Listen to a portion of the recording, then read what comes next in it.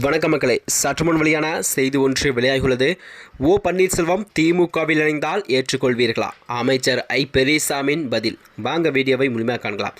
அதாவது அதிமுகவின் ஒருங்கிணைப்பாளரும் தமிழகத்தின் துணை முதல்வராகவும் பதவி வகித்தவர்தான் ஓ பன்னீர்செல்வம் ஆவார். அவர் அதிமுகவில் இருந்தாலும் பாஜகவுடன் மிக அதிகமான நெருக்கடியில் காட்டி வந்தாராம். அதாவது 2022ஆம் ஆண்டு எடப்பாடி பழனிசாமி அதிமுகவின் பொதுச் செயலராக பதவியேற்க எதிர்ப்பு தெரிவித்தால் ஓபிஎஸ் அவர்கள் கட்சியில் இருந்து அதிரடியாக நீக்கப்பட்டாராம்.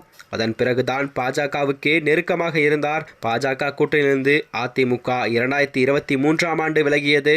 ஆனால் பாஜகவுடன் ஓபிஎஸ் அவர்கள் அதிமுக தொண்டர் உரிமை மீட்பு குழு என்று அமைத்து தங்களது ஆதரவுடன் அணி ஒன்றை திரட்டினார். ராமநாதபுரம் தொகுதியில் கூட போட்டியிட்ட ஓபிஎஸ் அவர்கள் அதிகபட்சமான வாக்குகள் பெற்றாலும் தோல்வியை தழுவிய நிலையே அவர் காணப்பட்டார். எனினும் கடந்த மார்ச் மாதம் அமித்ஷாவை எடப்பாடி பழனிசாமி அவர்கள் சந்திக்க அதன் தொடர்ச்சியாகத்தான் அதிமுக பாஜக கூட்டணி உண்டானது உறுதியானது.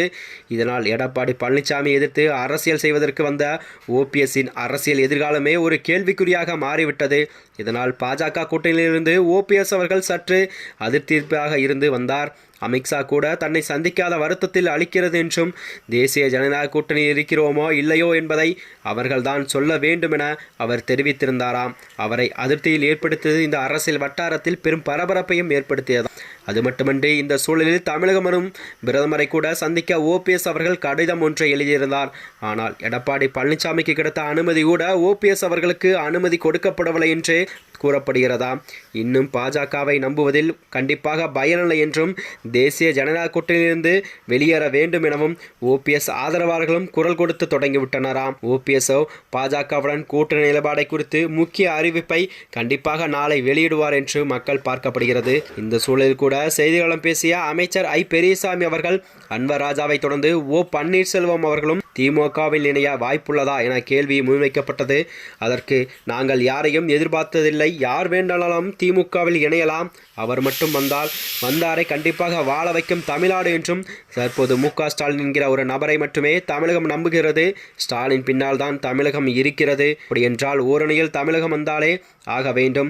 ஏழை மக்கள், விவசாயிகள் என அனைவருமே வாழ்க வளமுடன் ஓரணியில் தமிழ்நாடு முயற்சி எடுத்துள்ளார். கண்டிப்பாக ஓரணியில் தமிழ்நாடு கண்டிப்பாக திரளும் என்று அவர் கூறியிருந்தாரா. அது மட்டுமன்றி எனினும் ஓபிஎஸ் அவர்கள் திமுகவில் இணையவோ அக்கட்சியின் கூட்டணி அமைக்கவோ வாய்ப்பு மிக குறைவுதான் என அரசியல் வட்டாரங்கள் கூறுகிறது. ஏனெனில் ஓபிஎஸ்ஸிடம் இருப்பது அதிமுக வாக்குகள். திமுக பக்கம் ஓபிஎஸ் சென்றால் அவரது ஆதரவாளர்கள் சரிவருக்கு அதிக வாய்ப்பு இருப்பதாகவும் கூறப்படுகிறது.